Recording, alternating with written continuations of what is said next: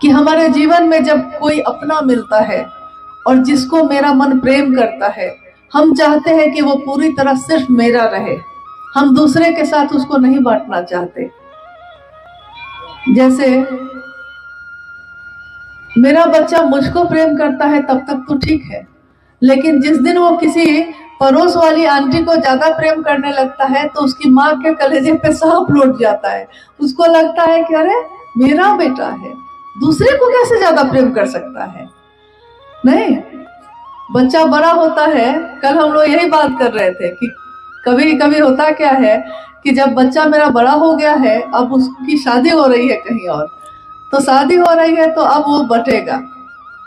माँ के मन में भावना होती है कि अब ये प्यार बटेगा, यानी कि कोई दूसरी आएगी जिसको मेरा बेटा प्रेम करने लगेगा और मेरे से जो उसका प्रेम था वो बंटवारा हो जाएगा उसका। तो उस माँ को ये बर्दाश्त नहीं हो पाता। लेकिन सोचिए कि हमारे जीवन में जितने भी रिश्ते हैं, जिसको भी हम प्रेम करते हैं, हम चाहते हैं कि वो सिर्फ मेरा बन के रहे। साहब हरिनंदन जी ने शिव को अपना गुरु बनाया।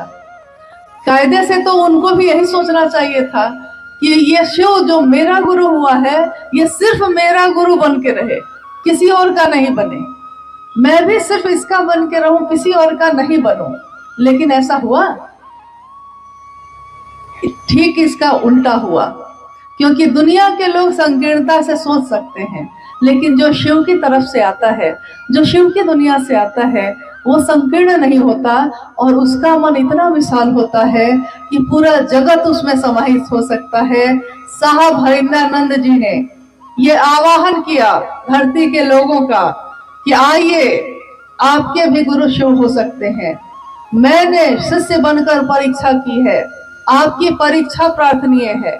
प्रारंभिक समय में जब साहब ने ये बात कहनी शुरू की थी लोगों से, उन्होंने कहा था कि मैंने परीक्षा की है कि शिव गुरु हैं, सचमुच में हैं, आपकी परीक्षा प्रार्थनीय है, परीक्षा कर लीजिए। मेरे कहने पे विश्वास नहीं होता है तो कोई बात नहीं, परीक्षा कर लीजिए। और उसके बाद सचमुच लोगों ने परीक्षा की, शिव को गुरु बनाया, तीनों सूत्र करना शुरू किया और हर समस्या का हल यही तीनों सूत्र था। ऐसा कैसे हो सकता है कि हमारे जीवन में अलग अलग दुख है, अलग अलग समस्या है। किसी के जीवन में कोई दुख है, कोई बीमारी से बाधित है, कोई मानसिक रोग से बाधित है, किसी का शरीर नहीं चल पा रहा है, कोई गरीब है, किसी को संतान नहीं, किसी के जीवन में खुशी नहीं। अनेक चीजें हैं, अनेक बेचैनी और परेशानी है जीवन में। सबकी बेचैनी अलग अलग है, सबकी समस्या अलग अलग है। लेकिन साहब हरिनंदन जी ने हमेशा कहा कि शिव से दया मांगो, शिव की थोड़ी सी बात करो और शिव को प्रणाम करो, बस इतना ही। तो हमारा जो मन है, जो कर्ता मन है, जो सोचता है कि जब तक कुछ करेंगे नहीं मिलेगा कैसे, क्योंकि पूजा में तो हम यही करते हैं, कुछ ना कुछ करते हैं, तब सोचते हैं कि अब महादेव दया करेंगे। पूजा में जल चढ़ाएंगे, दूध चढ़ाएंगे, बेलपत्र चढ़ाएंगे, तब ना महादेव दया करेंगे।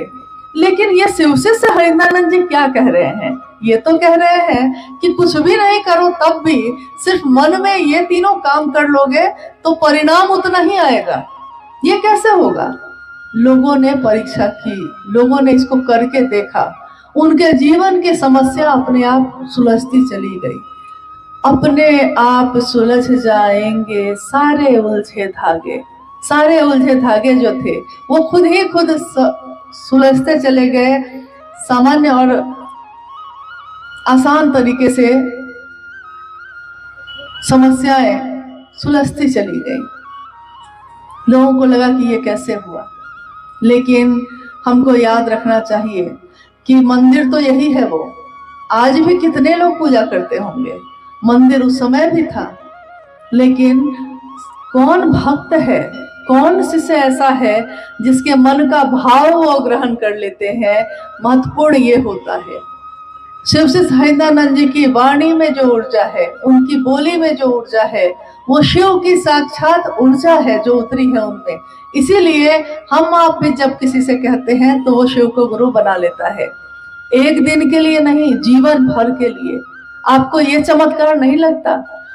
शिवलिंग से किसी ने पेड़ा मांगा है तो मिल गया, ये चमत्कार है। भगवती चूड़ी और साड़ी लेकर आई है, ये चमत्कार है।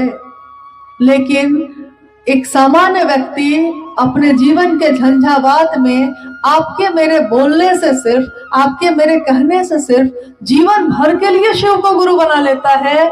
ये कितना बड़ा चमत्कार है। लेकिन हम लोग इस पर ध्यान नहीं देते।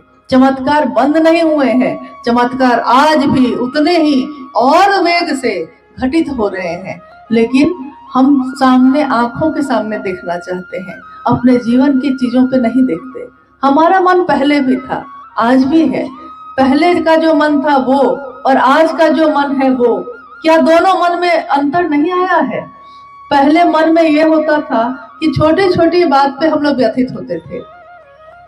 लेकिन आज पिछले कुछ समय में जब बिहार जाना हुआ था, इसी तरह गांव के परिवेश में हम लोग छोटी छोटी जगहों पे बैठते हुए गए थे, लोगों से मिलते हुए। एक सामान्य गुरु बहन जिसकी कोई पहचान नहीं है, लोग नहीं जानते उसको, वो लोग माइक पे चर्चा कर रहे थे, हम लोग सुन रहे थे। क्या चर्चा थी उनकी, क्या बोल रही थी वो गुरु बहन। वो ऐसे भाव से बोल रही थी कि लग रहा था कि पता नहीं कहाँ का विद्वान कोई आया है, कौन देवी उतर गई है यहाँ। इसीलिए कोई नहीं जानता किसके मुंह से वो शिव बोलते हैं, किसके कानों से सुनते हैं, किसकी आंखों से देखते हैं। साहब हरिंद्रानंद जी ने कहा, वो शिव जो इन आंखों से दिखाई नहीं देता, लेकिन आपके मेरे माध्यम से ही जगत में चलता है, 1000 पैरों से चलता है, 1000 आंखों से देखता है, 1000 कानों से सुनता है। इसीलिए शिव की इस ऊर्जा को महसूस कीजिए, पुकारिए स्वभाव से चिदानंद होइए, गुरु का नाम लीजिए, किसी भी पल ना भूलिए।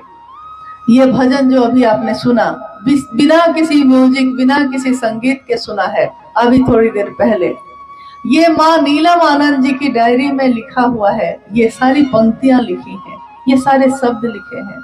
गुरु का नाम लीजिए, किसी भी पल न भूलिए, पुकारिए स्वभाव से चिदानंद होइए। कितनी बड़ी बात उन्होंने कही है कि सबका नाम लेते हैं, कुछ पल याद रहता है, कुछ पल भूल जाते हैं, लेकिन गुरु का नाम ऐसे लीजिएगा कि फिर किसी भी पल भूलिएगा नहीं। सारे रिश्ते भूल जाएं लेकिन शिव नहीं भूले।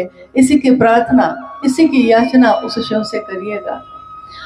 एक दिन साहब ने कहा कि एक दिन मेरे मन में ये हुआ था कि इस भारतवर्ष में कितने लाखों शिव के मंदिर हैं, लेकिन मंदिरों में घंटियों की आवाज गूंजती है। लोगों के कानों में जो मधुर ध्वनि गूंज रही थी घंटियों की, साहब हरिंद्रानंद जी उन ध्वनि को लोगों के जीवन में घोलना चाहते थे। उन्होंने कहा कि मैं मंदिरों से बजती हुई घंटियों की आवाज, जो मधुर ध्वनि कानों से टकराती है, मैं इस आवाज को इस जगत के लोगों के दिलों में घोलना चाहता हूँ। उसके मन का मंदिर का घंटी ऐसा बजे कि बस बजता ही रहे, वो ऐसा बजता रहे कि फिर बंद ना हो। और ऐसा हो गया। हम सबों का सौभाग्य है कि हम में से कितने लोगों ने, आज भी जो लोग यहाँ उपस्थित हैं, कितने लोगों ने साहब का सानिध्य प्राप्त किया, कितने लोगों ने उनकी बातों को सुना। इन आंखों से हमने उस ऊर्जा को इस जमीन पे देखा है जिसने शिव की बात की है, जिसने शिव की शिष्टता को उतारा है। हम एहसानमंद हैं, हम कृतज्ञ हैं शिव के शिष्य हरिंद्रानंद साहब के, कि उन्होंने हमारे जीवन में शिव शिष्टता का दान दिया है। जो भी उनके जीवन में मिला वो सबको बांट दिया। हमारा भी कर्तव्य है कि जिसमें उनके प्राण बसते हैं, याद कीजिए साहब की उस वाणी को, साहब की उस बोली को। क्योंकि अगर कोई भी आने वाले समय में भी अगर कोई शिव का शिष्य होगा और उसको साहब और दीदी की याद नहीं आएगी तो वो कैसा शिष्य होगा।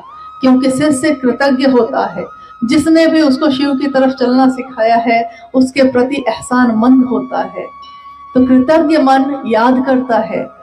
सोचिए उनकी बात, उनकी वाणी को। उन्होंने कहा है कि शिव की शिष्यता में मेरे प्राण बसते हैं, प्राण बसते हैं। और जिसमें उनके प्राण बसते हैं वो शिव हमारे आपके दिलों में रहते हैं, यानी हमारे प्राण में भी बसते हैं। तो हम सबको शिव के शिष्य हरिनानंद साहब के प्राण को किस तरह संभालने की जरूरत है। हम सब एक मनसा वाचा करुणा एक भाव से शिव की तरफ चल सके, शिव के काम को कर सके। इसी की दया की याचना मंदिर में स्थापित जो शिव है और जो निराकार शिव है, क्योंकि सामने जो दिखते हैं उनसे भी मिलने के लिए एक दिन निराकार होना पड़ता है। एक दूसरे से प्रेम तो हम करते हैं, लेकिन मेरा मन उसके मन से मिलता है जिससे हम प्रेम करते हैं। शरीर से हम चाहे कितने भी दूर हों, लेकिन मन अगर मेरा उससे मिलता है तो हमारा मन, कहते हैं, आंतर मन होना होता है। गुरु कोई हो, एक दिन उससे आंतर ही मिलना पड़ता है। शिव शुरू से ही शरीर में नहीं है, प्रतीक है, कभी शिवलिंग के रूप में, कभी तस्वीरों के रूप में, कभी मूर्तियों के रूप में। हम उन मूर्तियों को भी नमन करते हैं, हम उन तस्वीरों को भी नमन करते हैं। हम जो ये हवा शिव को छूकर आती है, हम उस हवा को भी नमन करते हैं, क्योंकि कण कण में अगर वो शिव बसता है तो ये सारी चीजों में शिव ही तो बसता है।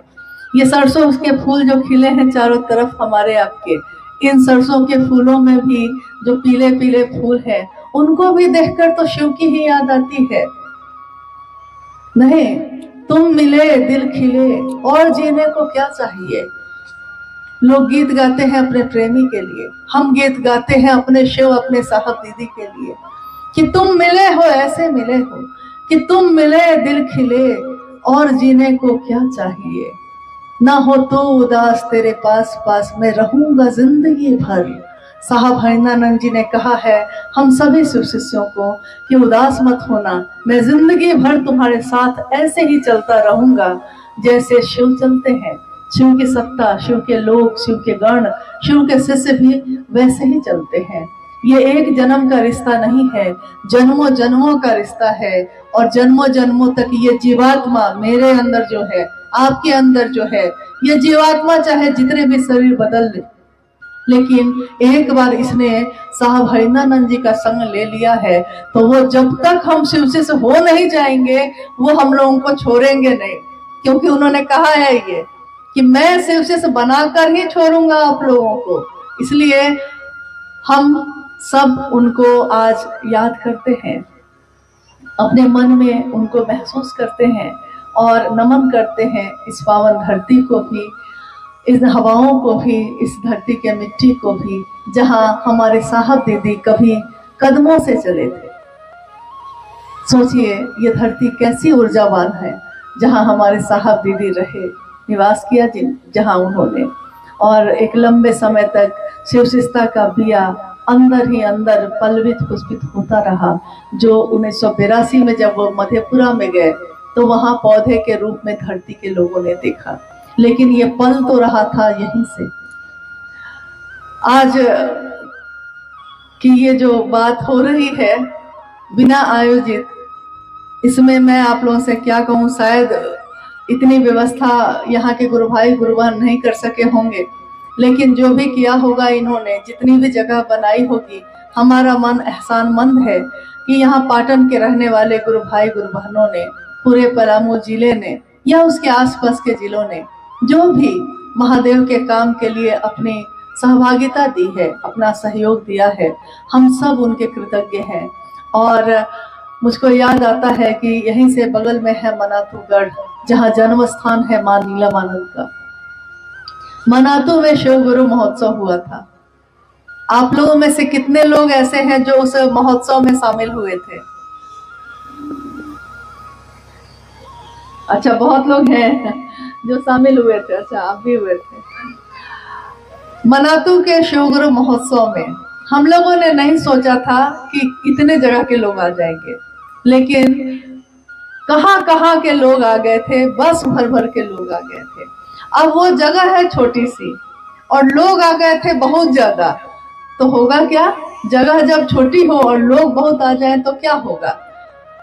हम लोगों ने देखा रात में, जब हम लोगों को देखने हम लोग गए, मतलब गांव में जहां जहां लोग एक रात पहले आ गए थे, तो मैंने देखा कि चाहे वो हिंदू हो मुसलमान हो, किसी भी जाति किसी भी धर्म के लोग जो वहां रहते थे, उन लोगों ने अपने घर के दरवाजे को खोल दिया था, खुद बाहर निकल गए थे और लोगों को अपने घर के बिस्तर पे जगह दी थी। जो उनके घर में था उपलब्ध वही खुद भी खाया और जो आने वाले लोग थे उनको भी खिलाया।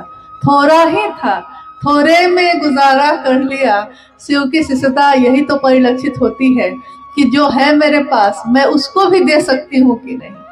क्योंकि बड़े बड़े लोग, बड़े बड़े महल के लोग भी इतना बड़ा दिल नहीं रख पाते हैं, लेकिन छोटी कुटिया में रहने वाला कोई अपनी कुटिया को भी खोल के दे देता है कि आइए भाई, जहाँ जगह मिले रह जाइए।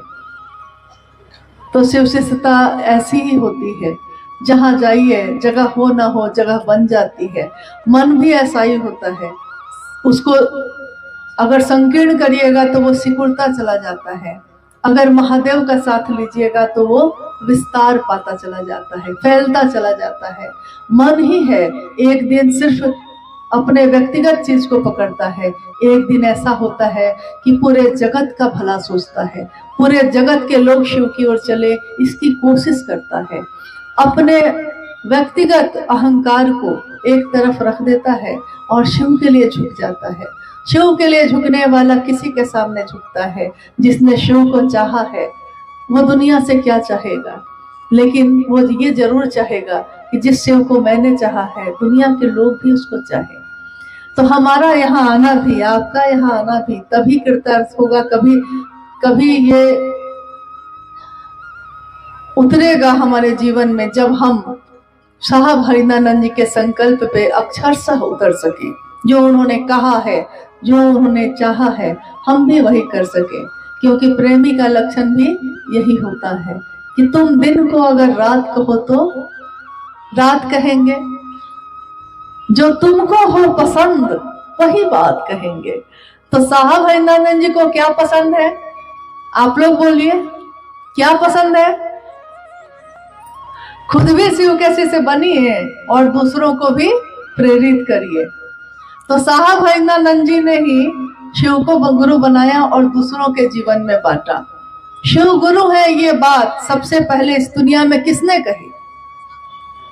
इतना धीरे क्या बात है। मतलब देखिए, यही बात है जो इंसान में एक है, विशेष उसका गुण है। क्या? किसी के शिकायत करना हो तो सबसे जोर से बोलेगा, शिकायत करने में 2 कदम आगे, लेकिन किसी की बड़ाई करने के लिए कह दीजिए तो सोचेगा, जो है उसको भी सिकोड़ लेगा, खुल के नहीं बोल सकता है। लेकिन शिव की शिष्यता में तो हमको ऐसा नहीं करना है। हम सबों को, इस जगह पे उपस्थित जितने भी लोग हैं, हम सबों को ये याद रखना पड़ेगा, क्योंकि बार बार ये याद करने की जरूरत है। जगत है ना, हर कुछ देर के बाद हम भटक जाते हैं, कभी इसके पीछे जाने लगते हैं, कभी इसके पीछे, कभी मेरे पीछे, कभी उनके पीछे। लेकिन साहब हरिनानंद जी ने कहा है किसके पीछे चलिएगा? शिव के।